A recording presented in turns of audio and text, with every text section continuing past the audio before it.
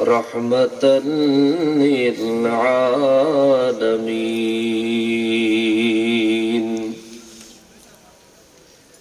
الحمد لله الحمد لله رب العالمين.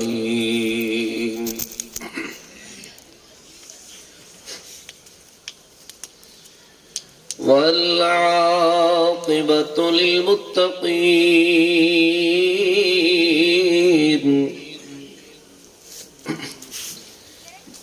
الصلاة والسلام على من كان نبيا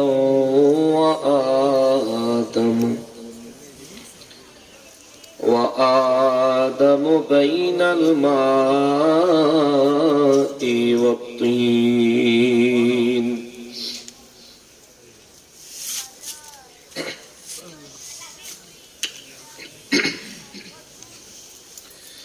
وعلى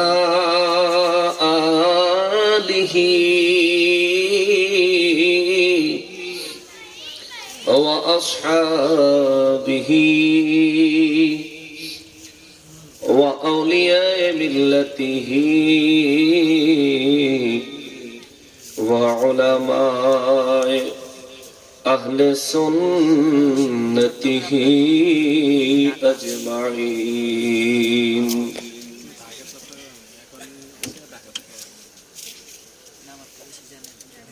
أما بعد فأعوذ بالله من الشيطان الرجيم.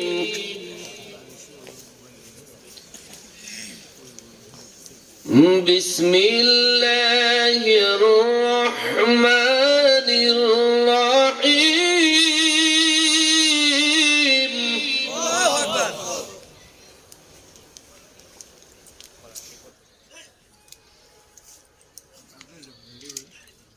يا أيها الذين آمنوا اتقوا الله ولتنظر نفس ما قدمت لغد.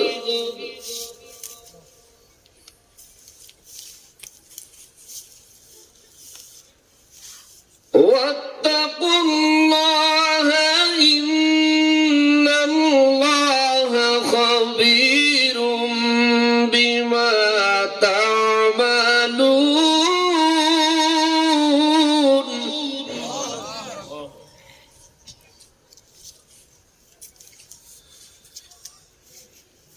ولا تكونوا كالذين نسوا الله فأنساهم أنفسهم.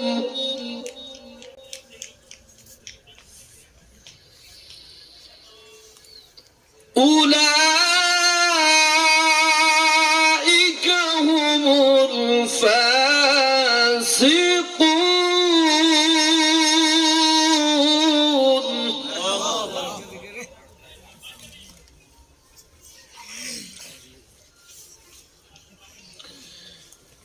لا يستوي أصحاب النار وأصحاب الجنة.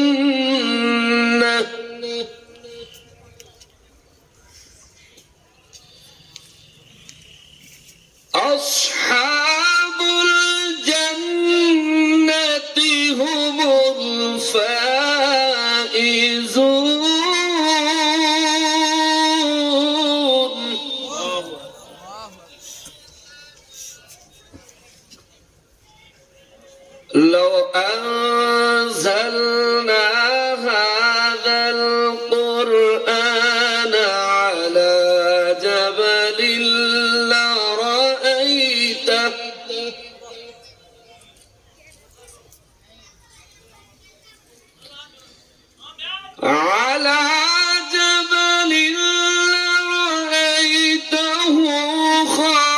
خاشعا متصدعا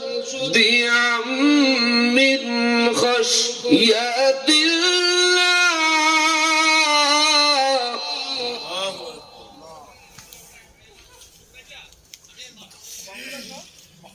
وتلك الأمثال نضربها للناس لعلهم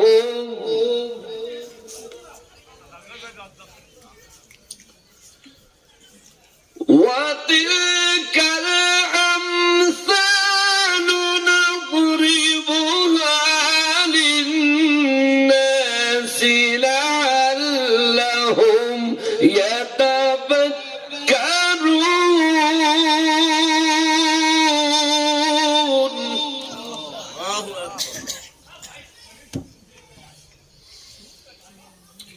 هو الله الذي لا إله إلا هو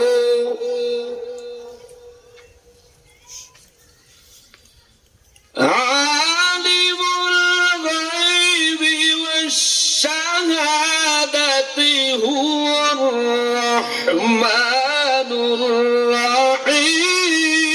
الرحيم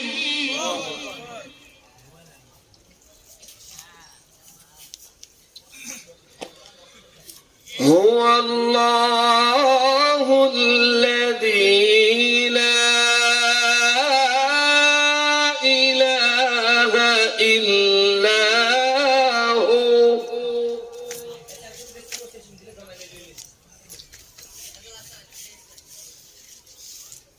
الملك القدوس السلام المؤمن المهيمن العزيز الجبار المتكبر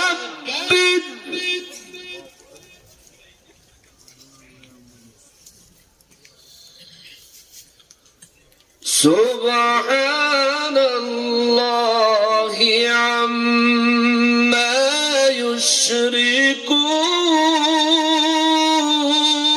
يشركون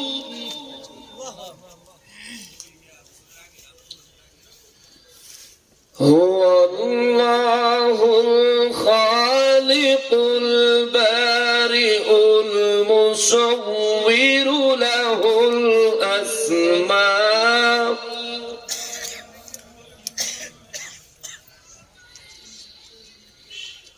هو الله الخالق البارئ المصور له الأسماء الحسنى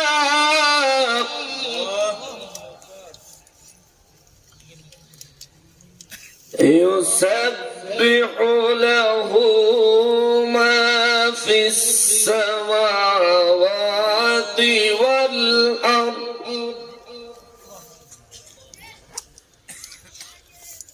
وهو العزيز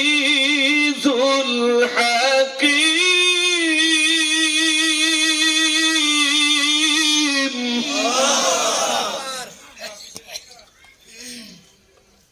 فقال تعالى في شان حبيبه ومحبوبه ومعشوقه مخبرا وآمرا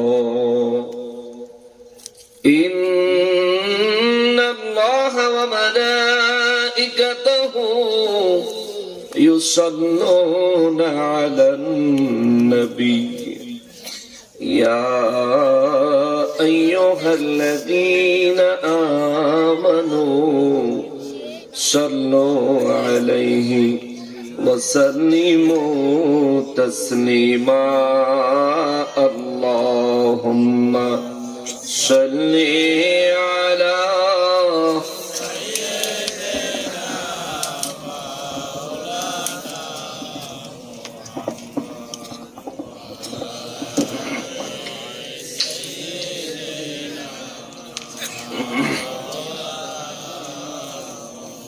জোরে জোরে আল্লাহুম্মা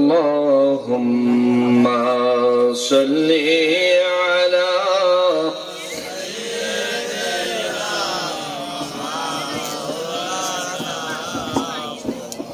ওয়া আলা আলি সাইয়্যিদিনা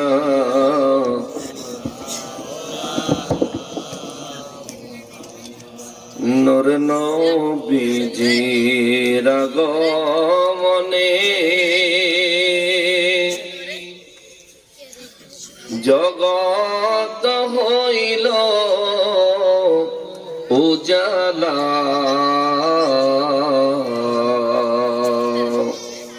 নবীর প্রেমে দরুদ পড়ো ওহে মুমিন নিরালা আল্লাহুম্মা সাল্লি আলা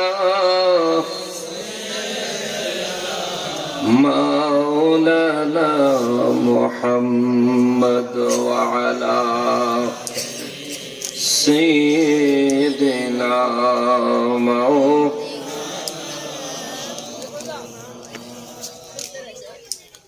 আপনাদের এলাকাটার নাম কি? বেলাসুর। বেলাশহর, বেলাশহর না বেলেশ্বর? বেলাশর। আচ্ছা আচ্ছা, বেলাশর আর কি। আপনারা এই এলাকায় মানুষ যারা আছে সবাই মুসলমান তো না? বিধর্মী আছে আশেপাশে? আচ্ছা, প্যান্ডেলের ভিতরে কোনো হিন্দু নাই তো? প্যান্ডেলের ভিতরে আচ্ছা আচ্ছা, প্যান্ডেলের ভিতরে যদি কোনো বিধর্মী থাকেন আপনাকে স্বাগতম। আল্লাহ তাআলা আপনাকে হেদায়েত নসিব করুক। সবাই পড়ে না আমিন।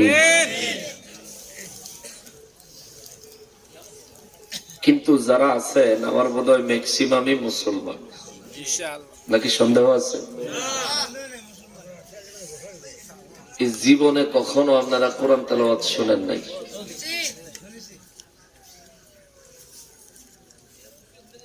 আমার কিছু কথার উত্তর দিবেন। জীবনে কখনো কোরআন তেলাওয়াত শুনছেন? মুসলমান কি আপনারা পুরানা না নতুন? পুরান মুসলমান হলে মুসলমান তো জানে যে কোরআনে আলহামদুলিল্লাহ, কোরআনে আল্লাহু আকবার, কোরআনে সুবহানাল্লাহ, কোরআনে লা ইলাহা ইল্লাল্লাহ। অন্তত পক্ষে এইটা তো মুসলমান জানানোর কথা। আপনারা বেলাশ্বরের মানুষ এমন কা কোরআন শরীফের তেলাওয়াত শুনলেন, কারো একটু দিল কাঁপলো না? তাকওয়ার বড় অভাব। দুনিয়াদারি নিয়ে ব্যস্ত হয়ে রয়েছে। মানসিকতায় একবারও আসে না যে আসলে মরণ লাগবো। ভুলেই গেছি মরণের কথা। আমরা মনে করি মরণ টরণ আবার কি, তা মরছে শেষ। মরার আগে দুনিয়াদারি করতে হবে। করেন না দুনিয়াদারি করতে, তো আল্লাহ নিষেধ করে নাই, আমরাও নিষেধ করি না। কিন্তু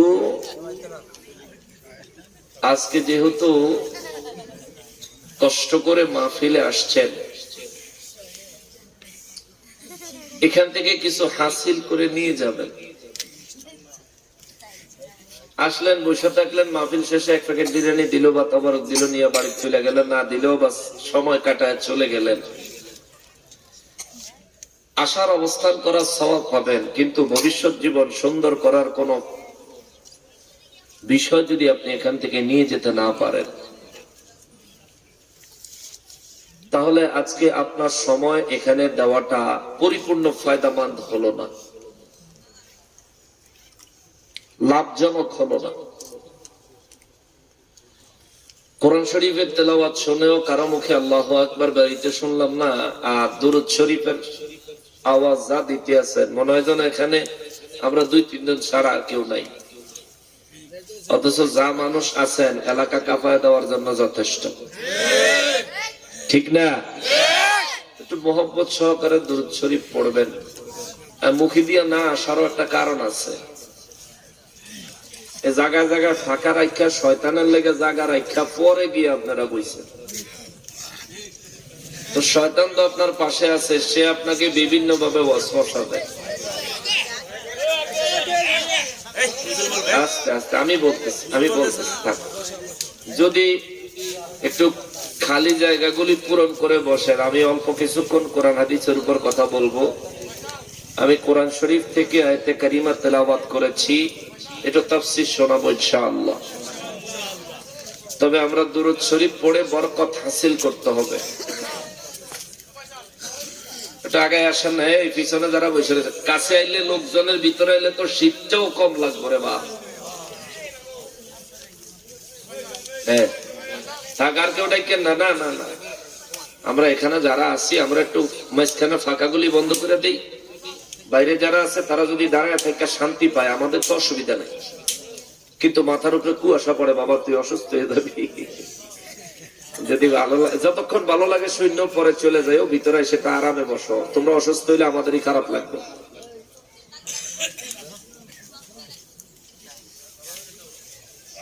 প্রত্যেকজন আলেম বয়ানের শুরুতে দুরূদ শরীফ পড়ে, আবার যারা শ্রোতাবৃন্দ আছে তাদেরকেও দুরূদ শরীফ পড়ায়। এটার কারণ কি জানেন? এর কারণ হলো, আমি কোরআন শরীফ থেকে যেটুকু আলোচনা করব নিয়ত করেছি, এর উপরে আল্লাহ তাআলা যেন বরকত দেয়, এই জন্য আমি পড়লাম, যাতে আমি আপনাদেরকে সঠিকভাবে কোরআন সুন্নাহর নিগুড় রহস্যটা আপনাদের সামনে তুলে ধরতে পারি। আপনাদেরকে কেন পড়াইতাম? আপনারা যেন আল্লাহর কালামের কথাগুলো আমার মুখে বলার পরে সহজে বুঝতে পারেন, তার উপর যেন আমল করার নিয়ত করতে পারেন। আপনি যেন নিজের জীবনের গুনাহের জন্য অনুতপ্ত হন, আপনার দিলে যেন তাকওয়া পয়দা হয়, এর দ্বারা আল্লাহ যেন আপনার গুনাহ মাফ হয়, এই জন্য আল্লাহ যেন আপনার গুনাহ মাফ করেন, এই জন্যে আপনাদেরকেও বয়ানের শুরুতে দুরূদ শরীফ পড়ানো হয়। জোরে কোন সুবহানাল্লাহ। আমরা উপস্থিত যারা আছি, আমি দুরূদ শরীফ পড়ি আল্লাহ এবং তার রাসূল সাল্লাল্লাহু আলাইহি ওয়াসাল্লামের খুশির জন্য। আপনারাও কি একই কারণে পড়েন? একই কারণে পড়েন? তাইলে জবানের মালিক কে? জবান খুলে বলতে হবে কে? এই দেহের শক্তির মালিক কে? আমি যে ইচ্ছা করলে জোরে পড়তে পারি, এই ক্ষমতাটা আমাকে দিছেন কে? তাইলে একটু আল্লাহ শুকর আদায় করার দরকার আছে না? সবাই জবান খুলে পড়েন আল্লাহুম্মা সাল্লি, মাশাআল্লাহ, মাওলানা মুহাম্মদ ওয়া আলা আলি মাওলানা মুহাম্মদ আল্লাহুম্মা সাল্লি মাওলানা মুহাম্মদ ওয়া আলা আলি সাইয়্যিদিনা।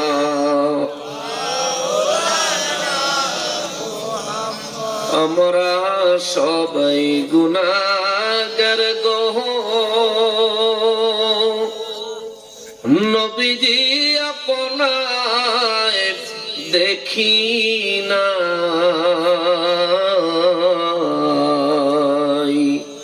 সেই কারণে রোজ হাসরে আমাদেরকে ভুলেন না।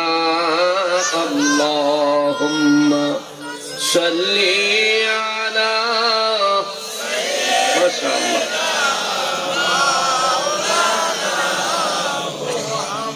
ওয়া আলা আলি সাইয়্যিদিনা।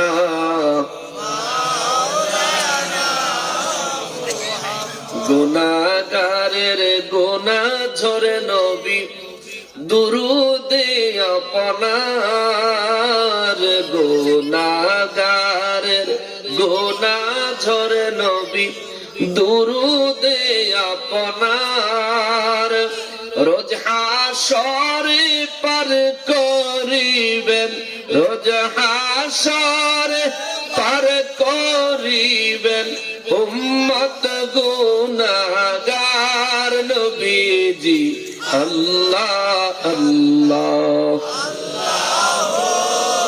লা ইলাহা হো আল্লাহ আল্লাহ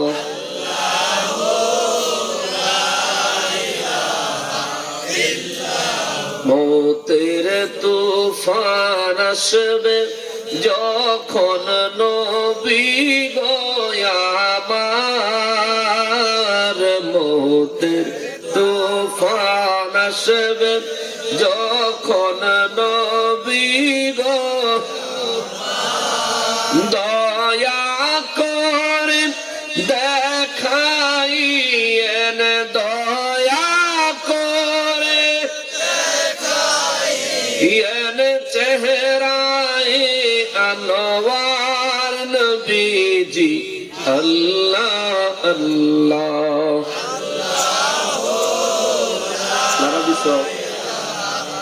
ইল্লাহু আল্লাহ আল্লাহ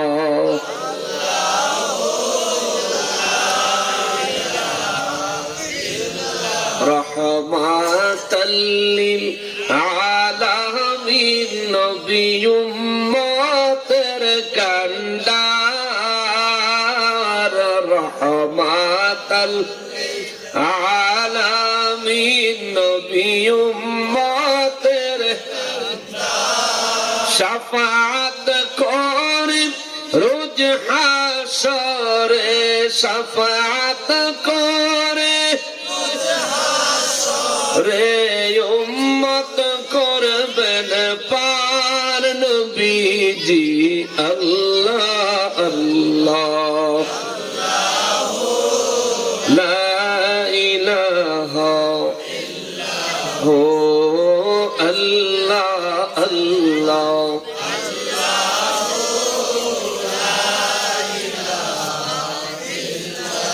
লা ইলাহা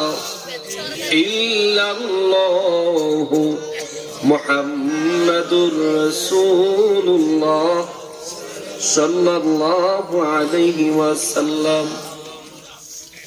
সকলে উচ্চ আওয়াজে মহান রব্বুল আলামিনের দরবারে শুকরিয়া আদায় করার নিয়তে জবান খুলে পড়ি আলহামদুলিল্লাহ। আরো একবার শুকরিয়া আদায় করব এই জন্য যে পরওয়ারদিগারে আলম মেহেরবানি করে আজকে 11 ডিসেম্বর 2024 সালে রোজ বুধবার দিবাগত রাতে আয়োজিত ঐতিহ্যবাহী কুমিল্লা জেলাধীন চান্দিনা থানাধীন চান্দিনা সদরস্থ পৌরসভায় আয়োজিত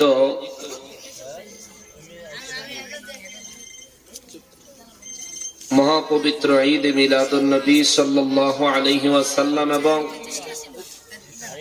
পাক পাঞ্জাতন আলাইহিমুস সালাম এবং অলিকুল সম্রাট হযরত গাউসুল আযম আব্দুল কাদের জিলানী রাদিয়াল্লাহু তাআলা আনহু ও আলা হযরত বাগদাদি মুর্শিদ কিবলা রাহমাতুল্লাহ রাদিয়াল্লাহু তাআলা আনহুর স্মরণে আয়োজিত সপ্তম বার্ষিক ইমানি নুরানি রহমতি মাহফিলে আসার অবস্থান করার এবং বসার যে সুযোগ যে তৌফিক রব্বুল আলামিন আমাদেরকে এনায়েত করেছেন তার জন্য উচ্চ আওয়াজে আরো একবার শুকরিয়া আদায় করি আলহামদুলিল্লাহ। বাউডি বিতে দাও সাদুদ দিয়ে গোল করো। লক্ষ কোটি দুরুদ ও সালাম সরকারে কায়নাত সৈয়দুল মুরসালিন খাতিমুন নবীন রহমাতুল লিল আলামিন নূরে মুজাসসাম নূরুন আলা নূর হায়াতুন নবী জিন্দা নবী নবীদের নবী উম্মতের কান্ডারি নবী, শাফাআতের কান্ডারি নবী, হাউজে কাউসারের মালিক নবী আমার নূর নবীজির নূরানী কদম মোবারকে মহান রব্বুল আলামিন যেন কবুল করেন। জবান খুলে পড়ি আমিন। অধ্যক্ষের আয়োজিত সপ্তম বার্ষিক ইমানি নূরানী রহমতি মাহফিলের সম্মানিত সভাপতি সাহেব, আমার পূর্বে যিনি নূরানী ইরফানি তাকরীর পেশ করলেন, রাজাপুরা দরবার শরীফ শাহরাস্তি চাঁদপুরের সম্মানিত বদনিশীন পীর সাহেব কেবলা হযরতুল আল্লামা আলহাজ হযরত মাওলানা শাহ মোহাম্মদ নাদিমুর রশিদ আল কাদরি সাহেব মাদ্দাজিল্লাহুল আলী, আজকের মাহফিলে যিনি প্রধান অতিথি হিসেবে তশরিফ এনেছেন, আলে রাসূল সাল্লাল্লাহু আলাইহি সাল্লাম মেহমানে গৌসুল আজম, আন্তর্জাতিক ইসলাম প্রচারক, বিশ্বব্যাপী ইসলামের আলোড়ন সৃষ্টিকারী, মুর্শিদে বরহক আলহাজ শেখ শাহজাদা ডক্টর সৈয়দ আহমদ পিয়ারা বাগদাদি আল কাদরি রাদিয়াল্লাহু তাআলা আনহুর একমাত্র খেলাফত প্রাপ্ত আলে রাসূল সাল্লাল্লাহু আলাইহি সাল্লাম আওলাদ গৌস পাক রাদিয়াল্লাহু তাআলা আনহুর মহান আধ্যাত্মিক সাধক আলহাজ শাহ সুফি শেখ শাহজাদা সৈয়দ গোলাম মোহাম্মদ আব্দুল কাদের কওকাব আল কাদরি সাহেব, শাহপুর দরবার শরীফের বর্তমান বদনিশীন পীর সাহেব কিবলা মাদ্দাজিল্লাহুল আলী আলোচনা পেশ করেছেন। বিশেষ আলোচক হিসেবে আলোচনা এখনো কমপ্লিট। আচ্ছা, আমার পরপর নূরানী ইরফানি তাকরীর নিয়ে আসছেন হাফিজ মোহাম্মদ শাহ আলম আল কাদরি শাহপুরি সাহেব মাদ্দাজিল্লাহুল আলী, বারাকাল্লাহু ফি হায়াতিহি। উচ্চ আওয়াজে পড়ি আল্লাহুম্মা আমিন। আমার পূর্বে নূরানী ইরফানি তাকরীর পেশ করেছেন হযরত মাওলানা কারি শেখ মোহাম্মদ হাবিবুর রহমান আশিকি সাহেব। আলোচনা পেশ করেছেন হযরত মাওলানা কারি সৈয়দ হুসাইন ইকবাল সাহেব, মাওলানা মোহাম্মদ সালাউদ্দিন আল কাদরি সাহেব, মাওলানা মোহাম্মদ শামীম হোসেন আল কাদরি সাহেব, মাওলানা মোহাম্মদ উমর ফারুক আল কাদরি সাহেব সহকারে মাওলানা মোহাম্মদ রিয়াদ হোসেন আশরাফি সাহেব। মাহফিল পরিচালনায় রয়েছেন হাফেজ মোহাম্মদ বিল্লাল হোসেন আল কাদরি শাহপুরি সাহেব মাদ্দাজিল্লাহুল আলী, বারাকাল্লাহু ফি হায়াতিহিম। উচ্চ আওয়াজে পড়ি আল্লাহুম্মা আমিন। স্টেজে উপস্থিত দিগার উলামায়ে কেরাম, আমার সম্মুখে উপস্থিত দিনদার ইমানদার মুসলমান মুত্তাকি ভাইরা, পর্দার আড়ালের মা ও বোনেরা, রাস্তাঘাট দোকানপাট থেকে দূর দূরান্ত থেকে, পৃথিবীর বিভিন্ন প্রান্ত থেকে, বিভিন্ন সোশ্যাল মিডিয়ার মাধ্যমে আমাদেরকে এই মুহূর্তে যারা দেখছেন, সকলকে উদ্দেশ্য করে সালাম আরজ করে আলোচনায় প্রবেশ করছি। আসসালামু আলাইকুম ওয়া রাহমাতুল্লাহি ওয়া বারাকাতুহু।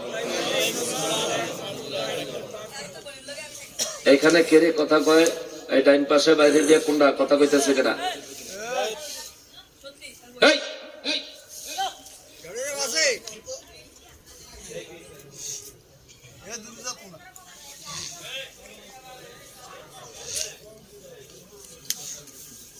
আমি আলোচনা করার নিয়তে কুরআনুল কারীম থেকে সূরা হাশরের 18 নম্বর আয়াতে কারিমা তেলাওয়াত করেছি। আলোচনা শুরু করার আগে যারা যাইতে চান যান।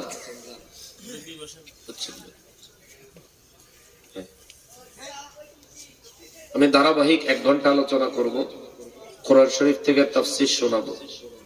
আল্লাহ কোরআনে যা কইছে তা ওয়াজে বইয়া কোন ওই এই যে সিনেমার নায়িকার কথা আমি কইতাম না, এটা সুন্নি আলেমরা কখনো বলে না। সূরা হাশর কোরআন শরীফের 59 নম্বর সূরা, 24 খানা আয়াতে কারিমা রয়েছে সম্পূর্ণ সূরায়। হাশর এমন একটা জায়গা, যে জায়গাতে প্রত্যেকটা মানুষ, প্রত্যেকটা মখলুকাতকে উপস্থিত হতে হবে। এই বেলা শহরের যত মানুষ আছে, এমন একজন মানুষও নাই যে হাশরের ময়দানে না দাঁড়ায়া কোনো বাইপাস রোডে জান্নাতে চলে যাবে। হাশর আরবি শব্দ, হাশরের বাংলা শব্দের অর্থ হচ্ছে সমাবেশ। আমরা দুনিয়াতে সমাবেশ বলতে বুঝি অনেক মানুষ যেখানে জমায়েত হয়, এই জায়গাটাকে আমরা সমাবেশ বুঝি, এটা মানুষের সমাবেশ। আর আল্লাহর সমাবেশ হলো 18,000 মাখলুকাত এক জায়গায় সমবেত হবে। জোরে কন্যা সুবহানাল্লাহ। ওই সমাবেশে আমি বক্তা থাকবো না, আমিও সেদিন কাঠগড়ার আসামি। ওই সমাবেশে আপনি সমাজের গণ্যমান্য ব্যক্তি আছেন, সেদিন আর কোন গণ্যমান্য ব্যক্তির মর্যাদায় কুলাবে না, আপনিও সেদিন আল্লাহর দরবারে আসামি। হাশরের ময়দানের বিষয়ে আল্লাহ রাব্বুল ইজ্জত কুরআনুল কারীমে যথেষ্ট পরিমাণে বান্দাকে সতর্ক করেছেন। আর আমার নূর নবী রাহমাতুল লিল আলামিন তো অসংখ্য অসংখ্য অসংখ্য হাদিস মুবারকের মাধ্যমে উম্মতে মুসলিমাকে হাশরের ব্যাপারে সতর্ক করেছেন। নবীজি বারবার বলেছেন, তোমরা কবরকে ভয় করো, হাশরকে ভয় করো। হাশরের ময়দান হলো এমন এক দিন, হাশর কায়েম যেদিন হবে ওই দিনটা এত ভয়ঙ্কর একটা দিন, যেদিন সমস্ত নবী রাসূলরা পর্যন্ত আল্লাহ পাকের কাহারি সূরতের কারণে ভয়ে আতঙ্কে ইয়া নাফসি ইয়া নাফসি ইয়া রাব্বি ইয়া নাফসি বলে বলে শুধু কাঁদতে থাকবে। জোরে কন্যা সুবহানাল্লাহ। কিন্তু সমস্ত নবীর মধ্যে একমাত্র নবী হলেন আমার নবী, যিনি ইয়া নাফসি না বলে বলবেন রব্বি হাবলি উম্মতি রব্বি সাল্লিম উম্মতি ইয়া উম্মতি ইয়া উম্মতি ইয়া উম্মতি। জোরে কন্যা সুবহানাল্লাহ। এই বেলাশরের মানুষ, আশেপাশের গ্রাম থেকেও হয়তো কোনো মানুষ আসছেন, পর্দার আড়ালে আমার মা বোনেরাও আছেন। দুইটা হাত জোর করে বলি, একটু দয়া করে মনোযোগ দিবেন। এইখানে কিংবা পর্দার আড়ালে এমন একজন মানুষ আছেন যিনি হাশরের ময়দানে দাঁড়ানো লাগবে না। আমার কথা বুঝেন নাই? জবাব দিবেন, হইলে হ্যাঁ, নইলে না। হাশরের ময়দানে দাঁড়ানো লাগবে না এমন একজন মানুষ এখানে আছেন? মা বোনদের প্যান্ডেলে একজন পাওয়া যাবে? আমার আগে রাজাপুরের পীর সাহেব হুজুর কথা বলে গেলেন, হাশরের ময়দানে দাঁড়ান লাগবো নি? কতক্ষণ লাগবো নি? ওই হাশরের ময়দানে দাঁড়ানো লাগবো বিধায় উনি সুর না দিয়া এমন কিছু কথা আপনাদেরকে বলে গিয়েছেন, যে কথাগুলোর উপর আপনি যদি একটু চিন্তা করেন আর পরকালের জন্য নিজেকে প্রস্তুত করার মানসিকভাবে প্রস্তুতি নেন, আল্লাহর কসম এই নীল আকাশের নিচে জমিনের উপরে আপনি আল্লাহর ওলি হয়ে যাবেন।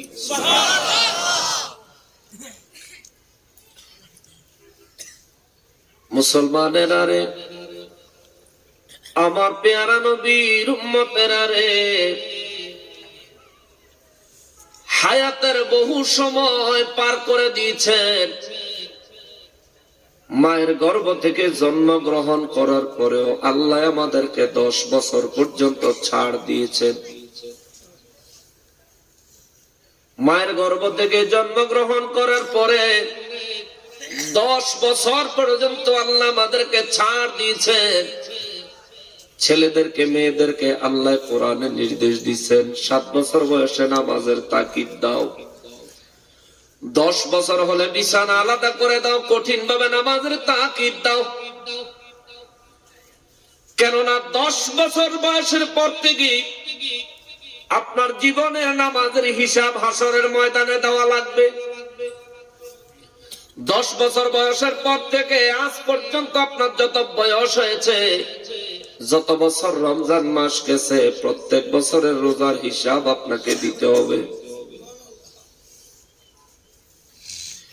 নূর নবী রাহমাতুল লিল আলামিন বলেন, হাশরের ময়দানটা বড় কঠিন একটা ময়দান হবে রে উম্মত।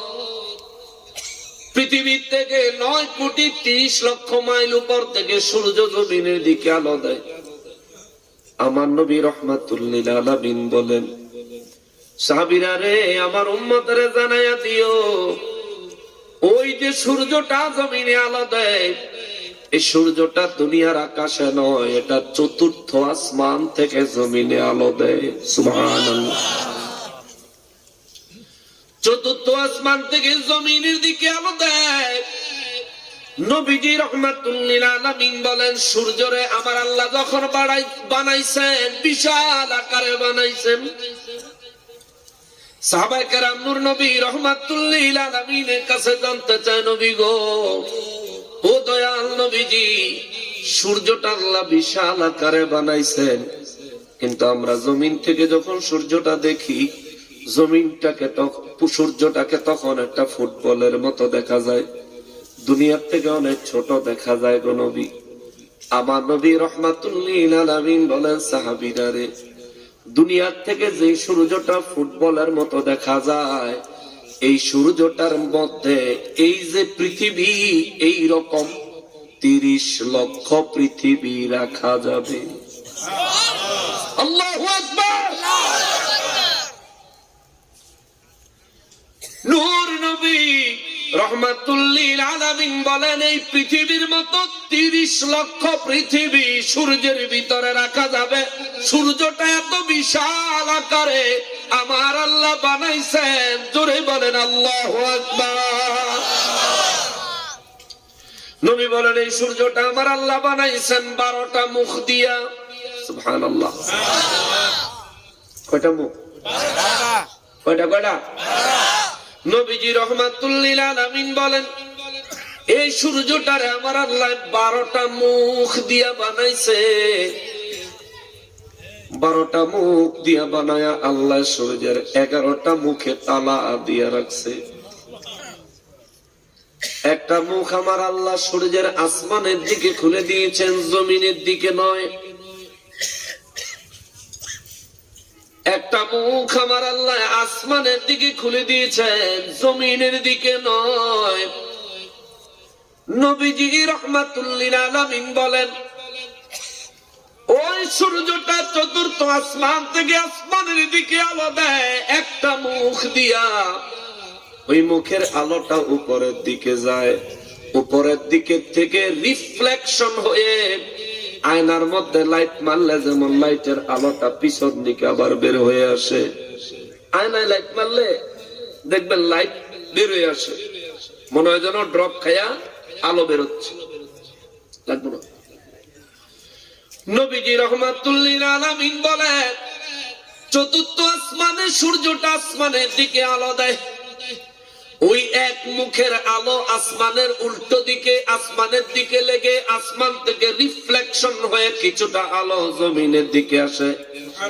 তাও আসার সময় 1টা 2টা 3টা 4টা আসমান ভেদ করে তারপরে জমিনে আসে। তারপরে মক্কা মুআজ্জামায় মদিনা মুনাওয়ারায় 50 ডিগ্রি থেকে 60 ডিগ্রি পর্যন্ত তাপমাত্রা হয়ে যায়। চিৎকার দিয়া কোন আল্লাহু আকবার। সূর্যটা বিশাল আকারে আমার আল্লাহ বানাইছে রে সাহাবীরা। নবী রাহমাতুল লিল আলামিন বলেন, এত বড় সূর্যটা আমার আল্লাহ বানায়া 12টা মুখ দিয়ে 11টা মুখ আল্লাহ আটকায়া রাখছেন। একটা মুখ আসমানের দিকে খুলে দিছেন। এই এক মুখ দিয়া সূর্য আল্লাহর সমস্ত সৃষ্টি জগতে আলো দেয়। সুবহানাল্লাহ। একটা মুখ দিয়া সমস্ত সৃষ্টি জগতে আল্লাহর সমস্ত সৃষ্টি জগৎ আলোকিত করে সূর্যটায়। নবী বলেন, সাহাবীরা রে, জমিন থেকে 9 কোটি 30 লক্ষ মাইল উপর থেকে যে সূর্যটা দুনিয়ার দিকে এখন আলো দেয়, আসমানের দিকে দিলে রিফ্লেকশন হয়ে জমিনে আলো আসে। যদি দুপুর হয়, মানুষ গরমে মানুষের অবস্থা খারাপ হয়ে যায়। কয়েক বছর ধরে বাংলাদেশে এমন অবস্থা দাঁড়াইছে, শহরাঞ্চলে কোনো মানুষ এসি ছাড়া বসবাস করার মতো অবস্থা নাই। এত গরমের প্রকটতা বেড়েছে, আবার ঠান্ডার প্রকটতাও বড় বাড়ছে। হঠাৎ করে এত বেশি ঠান্ডা পড়ছে, আজকেও কিন্তু প্রচন্ড ঠান্ডা লাগতেছে। আমার নবী রাহমাতুল লিল আলামিন কয় সাহাবীরা রে, এই 9,30,00,000 মাইল উপরে সূর্যটা যেদিন হাসরের ময়দান কায়েম হবে রে, ওই দিন মানুষের মাথার অর্ধ হাত উপরে সূর্যটা চলে আসবে। আল্লাহু আকবার। আদম নবী 120 হাত 60 গজ লম্বা ছিলেন। সুবহানাল্লাহ। আদম নবী কয় হাত লম্বা? 120 হাত 60 গজ, 2 হাতে 1 গজ। এটা তো আমরা সবাই জানি নাকি? আদম নবী 60 গজ লম্বা ছিলেন। হাসরের ময়দানে আদম নবী যখন দাঁড়াবেন, আদম নবীর মাথার অর্ধ হাত উপরে সূর্য যখন থাকবে, আমি তো 120 হাত লম্বা না, আমি তো মাত্র 3.5 হাত। তাহলে আমি আরো অনেক নিচে থাকবো, আমার মাথা অনেক নিচে থাকবে। এমন চিন্তা করে ঘুম হারাম করিয়েন না। আমার নূর নবী রাহমাতুল লিল আলামিন বলেন, হাসরের ময়দানটা এমন হবে রে, প্রত্যেকটা মানুষের মাথা থেকে সূর্যের দূরত্ব হবে অর্ধ হাত উপরে। আল্লাহু আকবার। আদম নবীর জন্য সূর্য আদম নবীর হাতে অর্ধ হাত উপরে, আমি নকশবন্দির জন্য আমার মাথার অর্ধ হাত উপরে সূর্য হবে, আপনার জন্য আপনার মাথার অর্ধ হাত উপরে সূর্য হবে। নবী রাহমাতুল লিল আলামিন বলেন, ওই দিন মানুষ পাগল পারা হয়ে যাবে, ওই দিন মানুষ দিওয়ানা হয়ে যাবে, ওই দিন মানুষ সূর্যের তাপে মানুষের অবস্থা বড় খারাপ হয়ে যাবে। সাহাবীরা কয়, নবী গো, যদি একটু বলতেন মানুষের অবস্থা কতটা খারাপ হবে। আমার নবী কয়, সাহাবীরা রে, সূর্যটা মাথার অর্ধ হাত উপরে আসার কারণে মানুষের মাথার মগজগুলি গরম ভাতের পানির মতো টকবক টকবক করে ফুটবে। নবী বলেন, মানুষের মাথার মগজ সূর্যের তাপে টকবক টকবক করে ফুটতে ফুটতে, নবী বলেন, গলে গলে গাল মুখ চেহারা বায়া বায়া নিজের শরীর বায়া বায়া পড়বে রে। দুনিয়ায় কেউ যদি মাথায় বেশি আঘাত পায় মানুষ মারা যায়, কিন্তু হাসরের ময়দানে তো মৃত্যু নাই, মৃত্যু নাই, মৃত্যু নাই। নবী বলেন, 50,000 বছরের সমান লম্বা একটা দিন ভর সূর্যটা তাপ দিতে থাকবে। সূর্যের তাপে মানুষের মাথার মগজগুলি টকবক টকবক করে ফুটবে।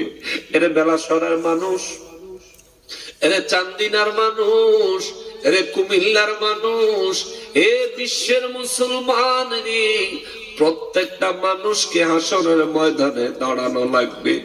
প্রত্যেকটা মানুষ এমন কঠিন পরিস্থিতির সম্মুখীন হতে হবে। বিশ্বাস করেন রে বাবা, যুবক হন আর বৃদ্ধ হন, যাই হোক না কেন হাসরের ময়দানে দাঁড়ানো লাগবে। নবী রাহমাতুল লিল আলামিন বলেন, উম্মত রে, মাথার অর্ধ হাত উপর থেকে সূর্য যখন তাপ দিবে, মানুষের মাথার মগজগুলি টকবক টকবক করে ফুটবে আর গলে গলে নিজের চেহারা বেয়ে বেয়ে পড়বে।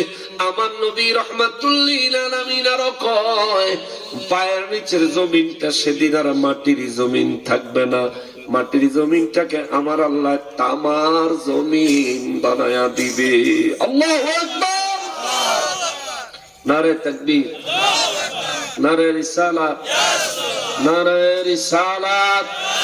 হযরত মাওলানা শাহ আলম আল কাদরি শাহপুরি সাহেব জিন্দাবাদ দেন না। হযরত মাওলানা শাহ আলম আল কাদরি শাহপুরি সাহেব জিন্দাবাদ।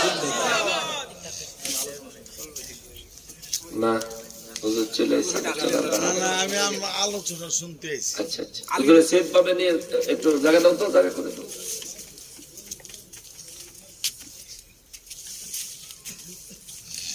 সবাই একটু মহব্বতে দুরূদ শরীফ পড়েন। আল্লাহুম্মা সাল্লি আলা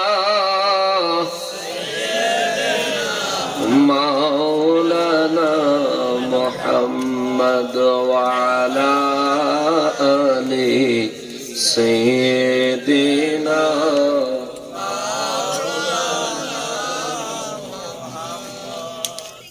পাইছে? অমনোযোগী হয়ে যায় না, একটু মনোযোগী হোক। যে কথাটা আমি তুললাম রে বাবাজি, এই বেলাসরের মানুষ, চান্দিনার মানুষ, কুমিল্লার মানুষ, গোটা বিশ্বে আদম নবীর থেকে আরম্ভ করে যত মানুষ এসেছে, সমস্ত মানুষ আদম নবীর আগেও এখনো কিয়ামত পর্যন্ত যত মখলুকাত আমার আল্লাহ পাঠাইছেন, সমস্ত মখলুকাত গুলিরে আমার আল্লাহ হাসরের ময়দানে দাঁড় করাবেন। সেদিন হুজুর হাসরের ময়দানে, আমিও হাসরের ময়দানে। সেদিন আর আমি বক্তা, আপনারা শ্রোতা থাকবেন না। হুজুর মুনাজাত করেন ওয়ালা, আর আপনারা শ্রোতা থাকবেন, এমন থাকবে না রে বাবা। হুজুরের মাথার অর্ধ হাত উপরে সূর্য, আপনারও মাথার অর্ধ হাত উপরে সূর্য। নবী বলেন উম্মতেরি, এই জমিনটাও সেদিন মাটিরই থাকবে না। মাটির জমিনটাকে আমার আল্লাহ তামার জমিন বানায় দিবি, তামার জমিন বানায় দিবি। সাহাবায়ে কেরাম রাহমাতুল্লিল আলামিন নূর নবীজির কাছে জানতে চায়, নবী গো, ও দয়াল নবীজি, জমিনটারে আমার আল্লাহ তামা বানাবেন কেন? ইচ্ছা করলে তো স্বর্ণেরও বানাইতে পারতেন, ঠিক কিনা বলেন? আল্লাহ কি পারে না? জোরে বলেন, পারে না? আল্লাহ পারে না এমন কোন বিষয় নাই, আল্লাহ পারে না এমন কোন ব্যাপার নাই, ঠিক কিনা বলেন? সাহাবায়ে কেরাম বলেন, নবী গো, রব্বুল ইজ্জত জমিনের মাটিটাকে স্বর্ণ কেন বানাবেন না? রূপা কেন বানাবেন না? লোহা কেন বানাবেন না? আমার নূর নবী রাহমাতুল্লিল আলামিন দুই চক্ষু মোবারকের পানি মোবারক ছেড়ে ছেড়ে আমার দয়াল নবী কয়, সাহাবীরা রে, লোহা আমার আল্লাহ সৃষ্টি করেছেন, রূপাও আমার আল্লাহ সৃষ্টি করেছেন, স্বর্ণ আমার আল্লাহ সৃষ্টি করেছেন, তামাও আমার আল্লাহ সৃষ্টি করেছেন। তবে শোনো, জমিন আল্লাহ তামা বানাবেন, লোহা বানাবেন না, স্বর্ণ রূপাও বানাবেন না। তার কারণ হলো লোহা গরম হতে দেরি হয়, রূপা গরম হতে দেরি হয়, স্বর্ণ গরম হতে দেরি হয়। আর আমার নবী বলেন, তামা গরম হইতে দেরি হয় না রে, অতি দ্রুত তামা গরম হয়ে যায়। আল্লাহু আকবার। নবী বলেন, হাসরের ময়দানটা আমার আল্লাহ কায়েম করে মাথার অর্ধ হাত উপরে যখন সূর্য লাগায় দিবে, সূর্যের 12টা মুখ সেদিন হাসরবাসীর দিকে আল্লাহ ঘুরাইয়া দিবে। একটা মুখ না রে বাবা, 12টা মুখ আমার আল্লাহ ঘুরাইয়া দিবে। একটা মুখ যদি আসমান থেকে জমিনের দিকে তাপ দেয়, আল্লাহর কসম, এই জমিনে একটা গাছের পাতাও থাকতো না, জ্বলে যাইব।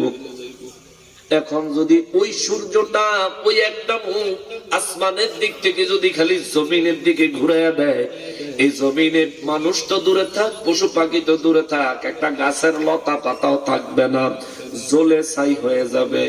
একটা মুখের এত পাওয়ার, 9,30,00,000 মাইল উপর থেকে যদি এত পাওয়ার হয়, 12টা মুখ সোজা করে মাথার অর্ধ হাত উপরে যখন খুলে দিবে রে, অবস্থা থাকতো না, মুসিবতের কোন শেষ থাকতো না রে বাবা। এরে বেলাছরের যুবক, বাঁচতে পারবি না রে যুবক, বাঁচতে পারবা না। জেনারেল শিক্ষিত হইতে পারো, ইঞ্জিনিয়ার ডাক্তার হইতে পারো, অনেক বেশি বুদ্ধি সম্পন্ন হতে পারো, কিন্তু আল্লাহর কসম সেদিন সবাই এক। ডাক্তারের অবস্থা যা, ইঞ্জিনিয়ারের অবস্থা তা, আলেমের অবস্থা যা, জাহেলের অবস্থা তা। আল্লাহর সেদিন ওই কঠিন মুহূর্ত দেখে বেঁচে ফিরার কোন পথ পদ্ধতি পাবি না রে মুসলমান। নবী বলেন, ওই দিনটারে ভয় করো। মাথার অর্ধ হাত উপরে আমার আল্লাহ সূর্যটারে উঠাইয়া 12টা মুখ খুলে মানুষের মাথার দিকে যখন তাপ দিতে দিবে রে, মাটির জমিনটা আল্লাহ তামা বানায় দিবে, যাতে সূর্যের তাপে অতি দ্রুত জমিনটা গরম হতে পারে, তামাটা যাতে গরম হতে পারে। ওইদিকে মাথার মগজ গলে টকবক করে ফুটে, গাল মুখ বায়া বায়া পড়ে। এইদিকে নবী কয়, জমিনে যে পা রাখবে তারও উপায় নাই রে।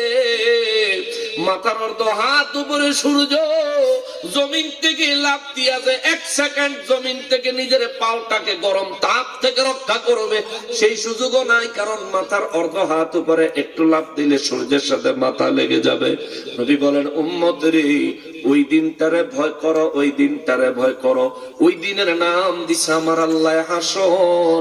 ওই হাসরের ময়দানে সমস্ত মানুষ থাকবে বিপদে।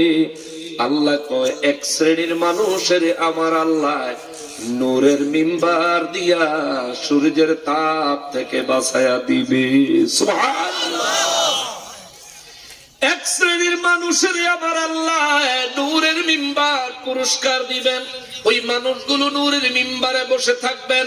নবী বলেন ওই মানুষগুলারে সূর্যের তাপে পাবে না, ওই মানুষগুলারে জমিনের তামার গরমে পাবে না, ওই মানুষগুলারে আমার আল্লাহর আরশ আজিমের ছায়ায় জায়গা করে দেওয়া হবে। আল্লাহু আকবার।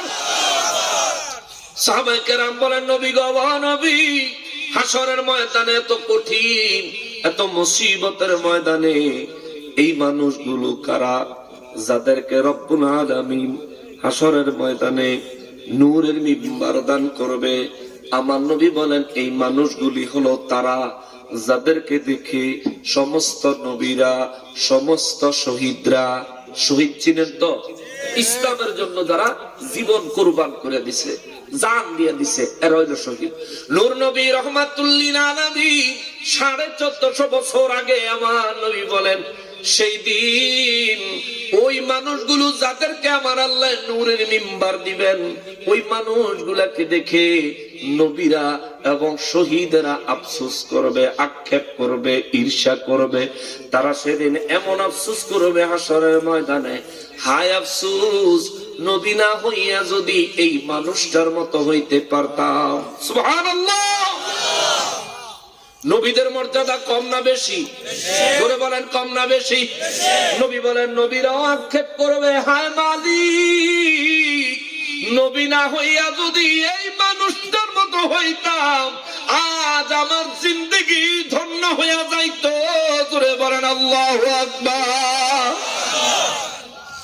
নবী বলেন যারা শহীদ শাহাদাত বরণ করেছে, শরীরে রক্ত মাখা, রক্তে জর্জরিত শরীর নিয়ে হাসরের ময়দানে দাঁড়াবে, তারা যখন ওই মিম্বারে বসা আরশ আজিমের ছায়ায় ওই মানুষগুলাকে দেখবে, শহীদরাও সেদিন আফসোস করবে আর বলবে হায় আল্লাহ শহীদ না হইয়া যদি তার মতো একটা মর্যাদাবান মানুষ হইতাম তাহলে জিন্দেগিটা ধন্য হইয়া যাইতো। আজকে হাসরের ময়দানে আরশ আজিমের ছায়ায় নূরের মিম্বারে মর্যাদা পাইতাম।